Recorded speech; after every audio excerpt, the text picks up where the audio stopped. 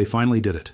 After months of rumors circulating through stacker communities, after weeks of closed-door committee meetings that received zero media attention, after years of warning signs that anyone paying attention could see coming, it's official. Silver purchase limits are now federal law. Not proposed legislation sitting in committee, not a bill under consideration, not a regulatory suggestion from some bureaucrat. Passed, signed. Effective March 1st, 2026, which is exactly 21 days from right now. And if you have been stacking silver, if you have been accumulating physical precious metals as insurance against inflation, currency debasement, and the inevitable collapse of purchasing power that every fiat currency in history has experienced, your ability to continue is about to be destroyed. The legislation is called the Monetary Metals Transaction Transparency Act of 2026. Buried deep within 847 pages of dense financial regulation, hidden among sections covering everything from cryptocurrency reporting requirements to digital payment system oversight, Section 340 through 347 establish federal purchase limits, mandatory reporting requirements, dealer compliance obligations, and enforcement mechanisms that will fundamentally transform how Americans can own silver. This is not clickbait designed to generate views. This is not speculation about what might happen. This is not fear-mongering about theoretical government overreach. This is happening right now. Let me read you the exact language from Section 342, subsection B, so you understand there is no ambiguity here. Quote, "No individual person shall acquire, through purchase, trade, or transfer, more than 500 troy ounces of silver or silver-containing products in any consecutive 12-month period without filing Form MT-1040 with the Financial Crimes Enforcement Network and receiving explicit written authorization." 500 ounces per year. That's the hard limit. For context, that's approximately 31 pounds of silver. That's 40 American Silver Eagles, if you buy monthly like many stackers do. That's roughly 15 kilos if you prefer bars. That's 20 of the popular 25-ounce Asahi stackers. And here's what absolutely kills me about this number. 500 ounces at current market prices of around $30 per ounce equals $15,000 in annual silver purchases. That's less than most Americans spend on a used car. That's less than a modest contribution to a retirement investment portfolio. That's less than many families spend on a single vacation. But according to your government, that amount of silver makes you a financial threat requiring surveillance, documentation, and federal permission to exceed. But it gets worse. Much, much worse. Section 343 establishes mandatory dealer reporting requirements. Every single purchase over 100 ounces in a single transaction must be reported to FinCEN within 48 hours of the sale. Your full legal name, your physical address, your social security number, the exact purchase amount, the specific product type, the dealer name, and the transaction date are all sent directly to federal databases that track precious metals ownership. Section 344 creates retroactive compliance requirements that reach backward in time. If you have purchased more than 500 ounces in the 12 months before March 1st, you have exactly 90 days to file disclosure paperwork or face substantial penalties. They're making past purchases subject to current law. Section 345 authorizes spot audits without warrant requirements. Federal agents can demand immediate proof of purchase for any silver holdings exceeding 500 ounces. Failure to provide adequate documentation results in legal presumption of illegal acquisition with full seizure authority. You're guilty until you prove yourself innocent. Section 346 establishes the penalty structure, $10,000 fines per violation or up to 2 years imprisonment for what they call intentional circumvention. And Section 347, this is the absolute nuclear option buried at the end, authorizes emergency suspension of all precious metals transactions nationwide if the Treasury Secretary determines that market instability threatens monetary policy effectiveness. Translation, they can shut down silver buying entirely whenever they decide your accumulation interferes with their inflation agenda. I have been on the phone with major bullion dealers across the country for the past 18 hours since this story started breaking in stacker communities. What they are describing is absolute chaos, panic, desperation. One major online dealer told me their phone lines have been completely jammed since yesterday afternoon. Their website crashed twice from traffic overload. They've sold more silver in 24 hours than they normally sell in an entire month. Inventory is disappearing in real time. Another dealer with 3 physical locations said premiums are spiking minute by minute. Products that carried $3 over spot yesterday morning are now $7 over spot. Silver Eagles are impossible to keep in stock. The moment they list inventory online, it's gone within minutes. Stackers know exactly what's coming. The window is closing. March 1st is the hard deadline. After that date, accumulation becomes surveillance. Privacy becomes permission. Freedom becomes paperwork. This legislation did not appear overnight like some sudden government decision. The groundwork has been systematically laid for years through incremental regulatory changes that experienced stackers have been warning about in forums, at coin shows, and in precious metals communities, while the mainstream remained completely oblivious. 2022 marked the first major signal. The IRS lowered the cash reporting threshold from $10,000 to $600 through provisions buried in the American Rescue Plan. That seemingly small change normalized the concept of tracking small transactions and established the surveillance infrastructure. It told us the government wanted visibility into every financial move you make.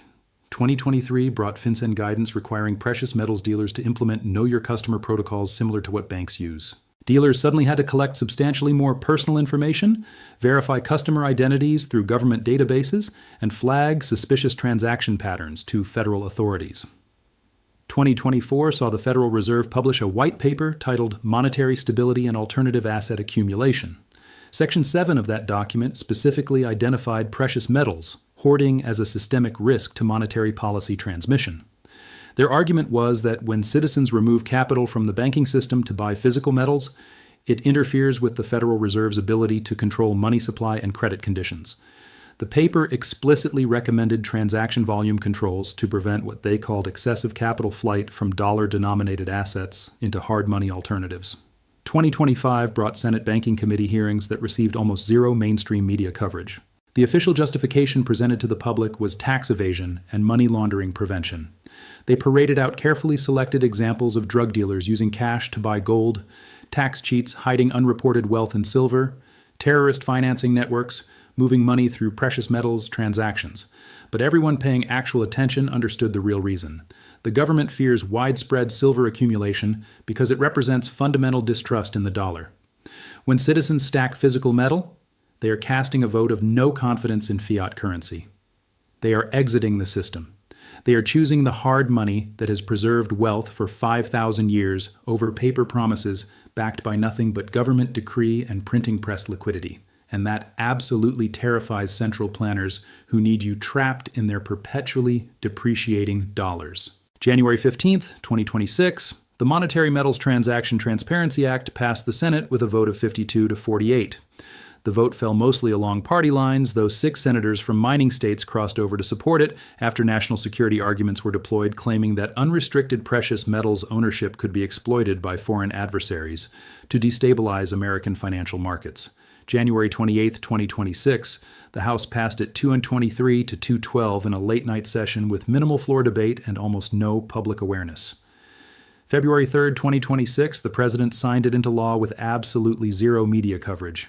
No press conference, no public statement explaining the rationale, no opportunity for journalists to ask questions, just a signature buried in routine daily paperwork alongside 47 other items. March 1, 2026, full enforcement begins nationwide. We have been asleep. While we were distracted by political theater and culture war battles, while we were focused on international conflicts and domestic scandals, while we were watching stock market fluctuations and inflation statistics, they quietly built the regulatory cage around silver. Let me explain exactly how this enforcement system will function in practice, because understanding the architecture reveals the complete scope of control being implemented. Layer 1 is dealer compliance.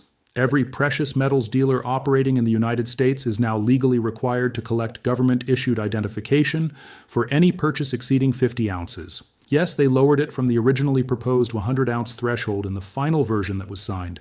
They must file Form MT-1040R, which stands for Reportable Transaction, to FinCEN within 48 hours for any single transaction over 100 ounces. They must maintain comprehensive transaction databases for a minimum of 7 years, with customer information cross-referenced to complete purchase history. They must flag customers approaching the 500-ounce annual limit, and they must deny sales to anyone exceeding that limit without proper federal authorization documentation. They must submit monthly aggregate reports showing total silver sales volume broken down by state and customer demographic categories. Dealers who fail to comply with any aspect of these requirements face $50,000 fines per violation and immediate revocation of business licenses. The penalty structure is specifically designed to ensure 100% compliance. No dealer will risk their entire business to protect your privacy. Layer 2 is FinCEN monitoring capabilities. The Financial Crimes Enforcement Network now operates a real-time silver transaction database. Every reported purchase from every dealer feeds directly into this centralized system. Sophisticated algorithms continuously monitor for pattern evasion, such as multiple small purchases spread across different dealers to stay under reporting thresholds, geographical arbitrage where buyers make purchases in different states hoping to avoid detection, proxy purchasing using family members or friends to exceed personal limits, and unusual timing patterns like large concentrated purchases immediately before the March 1st deadline. When algorithms flag suspicious activity patterns, cases are automatically referred to IRS Criminal Investigation Division for comprehensive audit. Layer 3 is IRS Enforcement Authority. The Internal Revenue Service has been granted specific legal authority to cross-reference precious metals purchase data with tax returns to verify whether you reported capital gains when you sold silver, demand complete documentation, proving legal acquisition of any silver holdings exceeding 500 ounces, with the burden of proof placed entirely on you, freeze bank accounts pending compliance verification if they suspect violations, and seize silver holdings that are determined through their process to be illegally acquired. The burden of proof has been inverted. You must affirmatively prove your silver was legally acquired. The government does not have to prove it wasn't. Guilty until proven innocent. Let me show you the inevitable mathematical consequence of these purchase limits. This is not speculation about what might happen or optimistic predictions designed to get you excited. This is pure arithmetic. Basic supply and demand economics that cannot be avoided. Current U.S. silver market dynamics look like this. Annual retail silver demand in the United States totals approximately 65 million ounces based on dealer sales data, mint production figures, and import statistics. The number of active silver stackers in America is estimated at roughly 5 million people, according to dealer surveys, stacking community membership data, and precious metals forum analytics. Average annual purchases per stacker work out to approximately 13 ounces when you divide total demand by total participants. But that average is deeply misleading because the distribution is heavily skewed toward larger buyers. Approximately 70% of stackers buy less than 200 ounces annually. These are casual stackers, people adding a few ounces monthly, building positions slowly over time. About 25% of stackers buy between 200 and 1,000 ounces annually.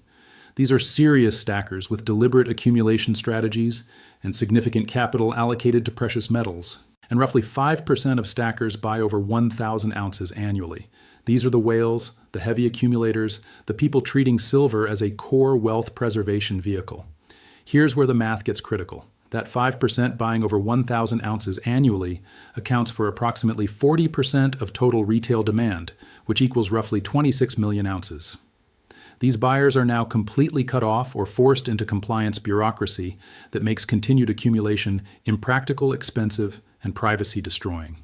That represents immediate demand destruction of 26 million ounces annually from the retail market.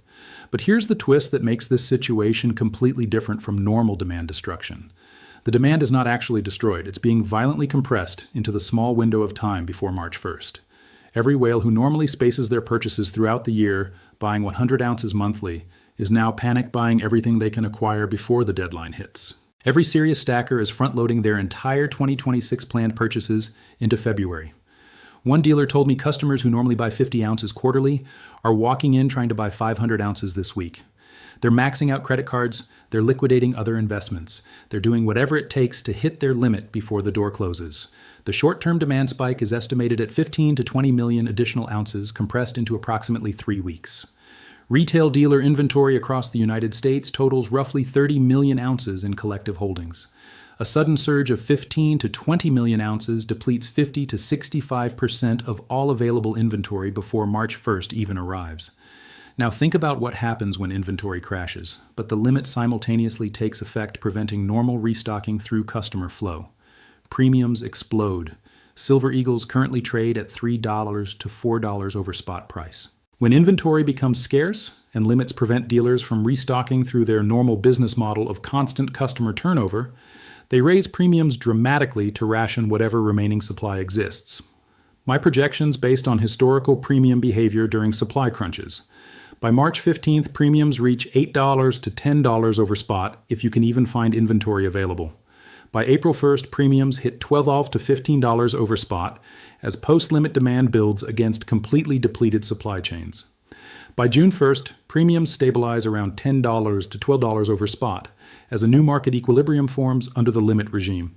But premiums are only half the price equation. Spot price itself will rise substantially.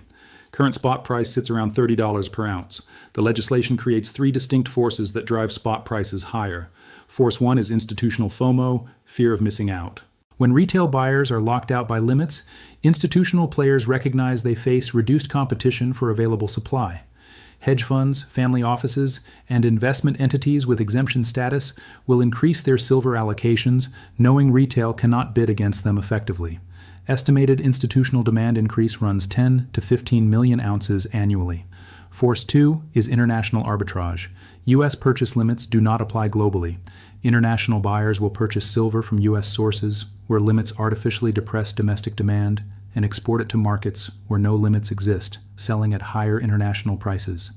This arbitrage drains U.S. supply until prices equalize globally.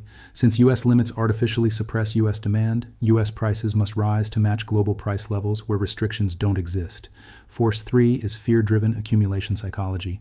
Every stacker who hits the 500-ounce limit will experience intense forced scarcity psychology. The inability to continue accumulating creates powerful desire to acquire the maximum possible amount within legal limits. This transforms casual buyers into limit-maxing buyers, substantially increasing average purchase sizes even though total ounces are capped. My spot price projections based on these three forces. March 1st through 30th. Spot rises to $35 to $38 as pre-limit panic completely exhausts available inventory. April through June, spot consolidates in the $33 to $36 range as limits take effect and surface-level demand appears to fall. July through December 2026, spot climbs to $40 to $45 as institutional buying and international arbitrage increasingly dominate price discovery. 2027 average, spot stabilizes in the $42 to $48 range as the new market structure fully matures. Combined effect of spot increases and premium expansion.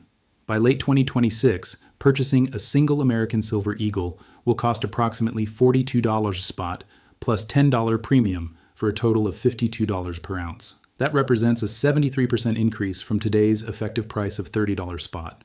The brutal irony is inescapable. Legislation explicitly designed to control and limit silver ownership becomes the precise mechanism that drives prices dramatically higher, making silver more valuable, more desirable, and more obviously important as a monetary metal.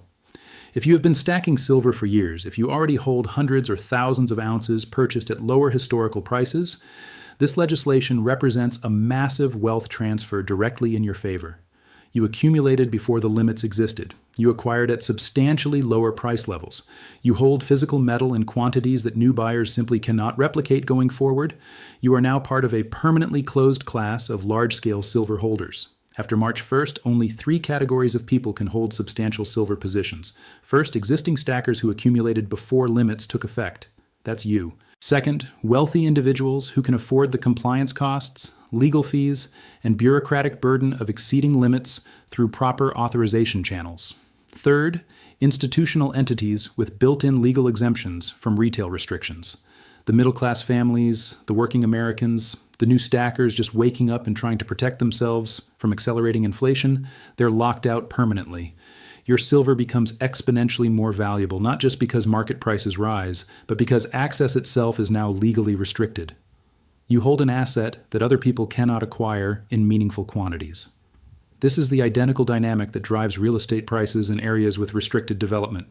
When new supply is legally prohibited, existing holdings appreciate dramatically regardless of other market factors. Your foresight to stack early, your discipline to accumulate consistently, your willingness to be called crazy by friends and family who didn't understand, all of it is about to pay generational dividends. A federal law restricting Americans' fundamental ability to own silver, one of the most significant precious metals regulations in modern history, one of the most direct attacks on financial freedom in decades, was passed through Congress, signed by the President, and is about to take full effect in exactly 19 days. Where is the media coverage? I have systematically searched CNN, Fox News, MSNBC, Bloomberg, CNBC, The Wall Street Journal, The New York Times, and every other major financial news outlet. Combined front-page coverage totals exactly 0 stories. Bloomberg ran a brief 300-word summary buried in their commodities section that most readers would never see. CNBC mentioned it in passing during a slow afternoon segment between commercial breaks. That's it. That's the entirety of mainstream media attention given to legislation that will affect millions of Americans and fundamentally restructure precious metals markets. This should be dominating financial news coverage. This should be generating congressional hearings and public debate. This should be front-page headlines. Why isn't it? Let me explain the convergence of powerful interests that creates this wall of silence. Interest Group 1 is the Federal Reserve. The Fed's entire monetary policy framework depends absolutely on maintaining confidence in the dollar as the unquestioned unit of account, store of value, and medium of exchange. Silver represents the people's money, the 5,000-year alternative to government-issued fiat currency. When citizens stack silver, they are explicitly voting against Federal Reserve policy. They are rejecting the inflation tax. They are exiting the dollar system. A major media story about silver purchase limits validates the fundamental importance of silver as money. It tells average Americans that silver matters so much, is so threatening to the monetary system, that the government must actively restrict and control it. The Federal Reserve absolutely does not want that message amplified to millions of people. They want silver viewed as a niche investment for conspiracy theorists and doomsday preppers, not as a legitimate monetary alternative worthy of government control and restriction. The Fed maintains direct communication channels with financial media outlets. When they signal that particular stories are unhelpful to market stability or monetary policy credibility, coverage quietly diminishes.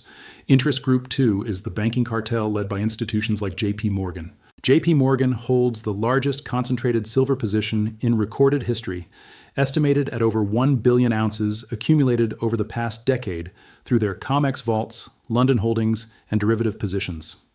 Purchase limits that restrict retail demand directly benefit J.P. Morgan by reducing competition for physical supply, allowing institutions to continue accumulating at artificially suppressed prices, and creating a two-tier market structure where banks profit enormously from scarcity premiums while retail is locked out. J.P. Morgan and the other major bullion banks are massive advertisers on financial networks. Their executives appear regularly as expert commentators providing market analysis. Their institutional interests directly shape editorial coverage decisions. A media story that drives millions of retail investors into panic buying before limits take effect works directly against their accumulation strategy. They want quiet implementation, not public awareness. Interest Group 3 is government officials at Treasury and FinCEN who desperately want to avoid attention on this legislation because increased scrutiny invites constitutional challenges they would prefer to avoid. The Second Amendment explicitly protects firearms. The First Amendment clearly protects speech. What constitutional protection exists for the right to own silver? Some legal scholars argue the Ninth Amendment's protection of unenumerated rights could apply. Others point to the Fifth Amendment's takings clause, but constitutional challenges only materialize if citizens know their rights are being infringed and have time to organize legal resistance. Quiet implementation avoids courtroom battles. Media silence serves enforcement goals by preventing organized opposition before the system is fully operational. Interest Group 4 includes international players, particularly China and Russia, who have been accumulating silver aggressively while American policy debates distracted citizens. Chinese silver imports hit record levels throughout 2024 and 2025. Russian central bank silver purchases accelerated dramatically. U.S. purchase limits weaken American retail demand, allowing international buyers to acquire supply at lower prices. Once U.S. limits take effect, they can potentially sell back into restricted U.S. markets at substantial premiums. The convergence is unmistakable.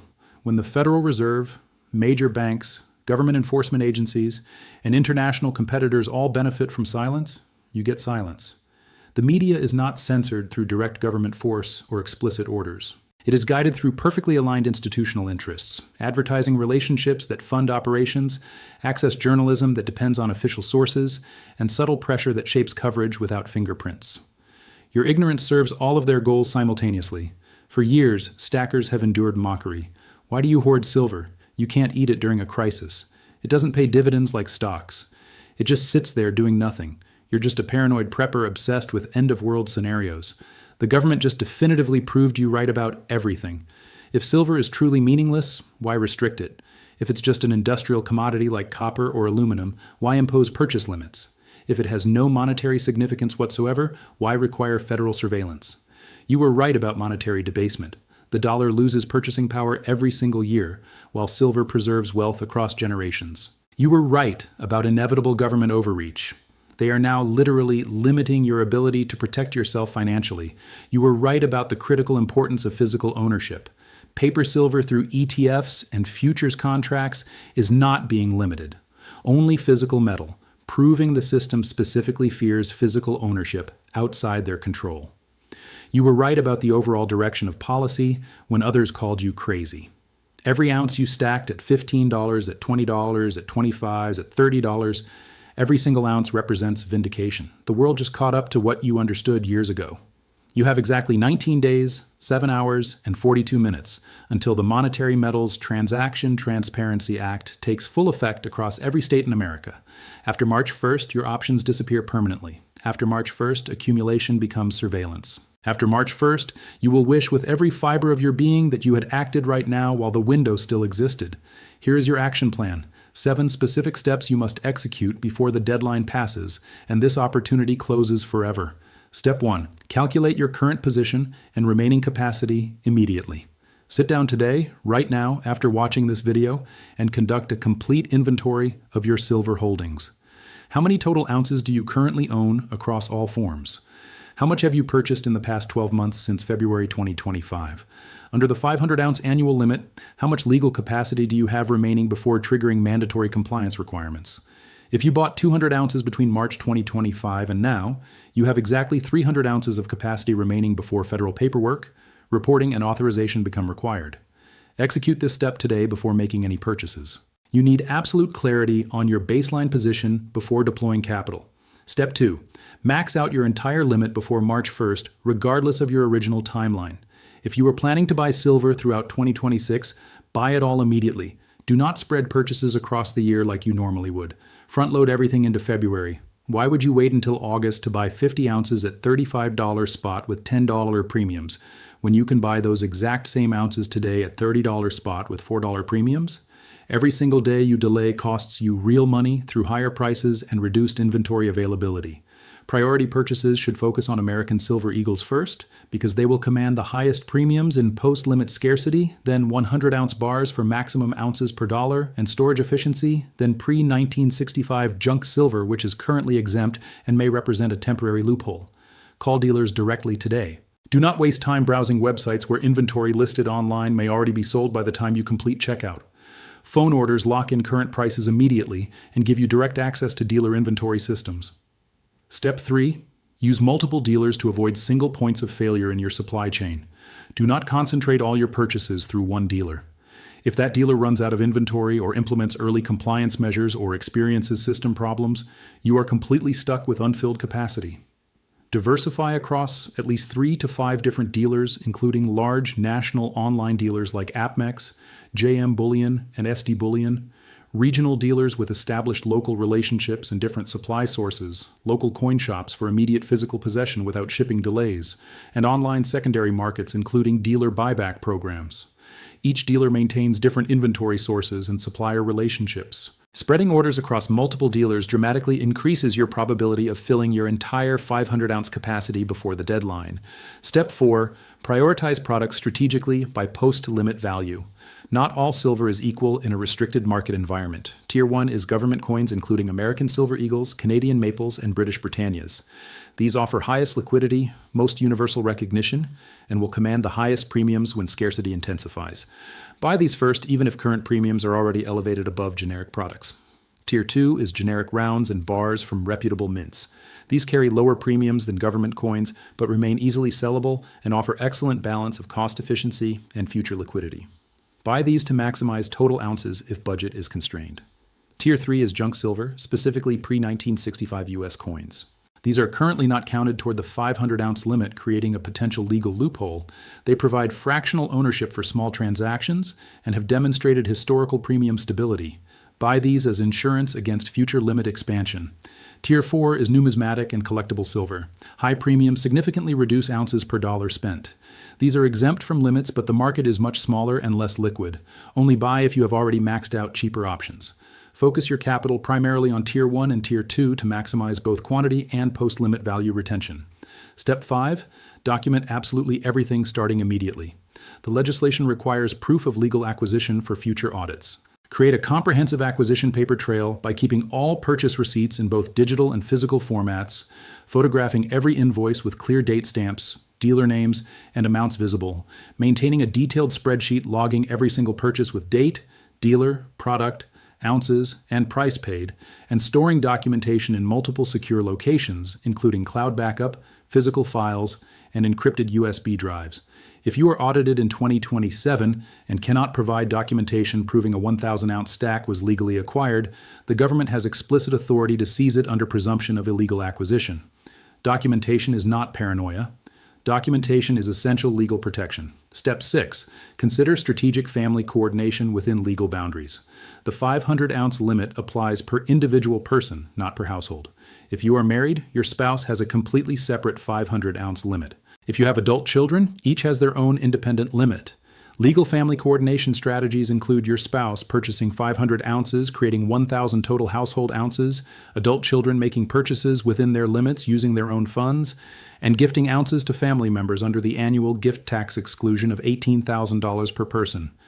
Do not engage in straw purchases where you buy under other people's names using your money. That is a federal crime and exactly what enforcement algorithms are designed to detect. But legitimate independent purchases by family members using their own funds are completely legal and effectively multiply your household accumulation capacity. Step 7. Prepare mentally for post-March 1st reality. If you maxed your 500 ounces before March 1st, you are completely locked out of additional purchases until March 1st, 2027, when the 12-month rolling limit resets. Your focus shifts entirely to security and storage of your existing stack. Watch carefully for legislation amendments because limits could be lowered further. Consider numismatic purchases as a potential continued accumulation method via the collectible exemption. If you did not max capacity, you can still purchase up to your remaining limit after March 1st, but expect dramatically higher premiums, severely reduced selection, mandatory reporting for any purchase over 100 ounces, and complete loss of privacy as surveillance becomes the cost of continued accumulation. We are living through an absolutely pivotal moment in precious metals history that will be discussed and analyzed for decades. Future stackers will divide time into before the limits and after the limits the same way gold investors reference before 1933 and after 1933 when Franklin Roosevelt signed Executive Order 6102 confiscating private gold holdings. This is the precise moment when silver ownership transitions from accessible to restricted, from private to surveilled, from unlimited to controlled by federal permission. You are watching it happen in real time right now. Most Americans have absolutely no idea this is occurring. They are not watching channels like this. They are not tracking federal legislation. They are not reading 8 47-page regulatory bills buried in financial reform packages. They will discover the limits exist on March 2nd when they attempt to buy silver and learn restrictions are in effect. By that moment, it is too late. By then, dealer inventory is completely depleted. By then, premiums are astronomical. By then, the opportunity has closed permanently. But you know now. You have the information advantage. You have the time advantage. You have exactly 19 days to act, while the masses remain completely asleep. Let me put this in absolutely crystal clear mathematical terms. If you buy 500 ounces today at $30 spot plus $4 premium, your cost per ounce is $34 for a total investment of $17,000. If you wait until June and buy at $42 spot plus $10 premium, your cost per ounce becomes $52 for a total investment of $26,000. Waiting costs you $9,000 for the exact same 500 ounces. And that calculation assumes inventory is even available, which it very likely will not be. I understand that $17,000 represents significant capital. I understand not everyone has that amount of liquidity available immediately. But whatever amount you can allocate to silver, allocate it now. If you can afford 50 ounces, buy 50 ounces today rather than 30 ounces in April at higher prices. If you can afford 200 ounces, buy 200 ounces this week rather than 140 ounces later at the same total dollar cost. Every single ounce you buy before March 1st is ounces acquired at pre-limit prices and pre-panic premiums. China fired opening shots with their gold export tariff. Now America fires back with silver purchase limits. The precious metals trade war is here. Supply is contracting. Prices are rising. Control is tightening. The window for easy private accumulation closes permanently in 19 days. If this video informed you of legislation you did not know existed, hit the like button. If you want critical updates before mainstream media reports them, subscribe and hit the notification bell. Share this video with every stacker you know. Comment below with your action plan. The countdown has started. The window is closing. The decision is yours. I will see you in the next one.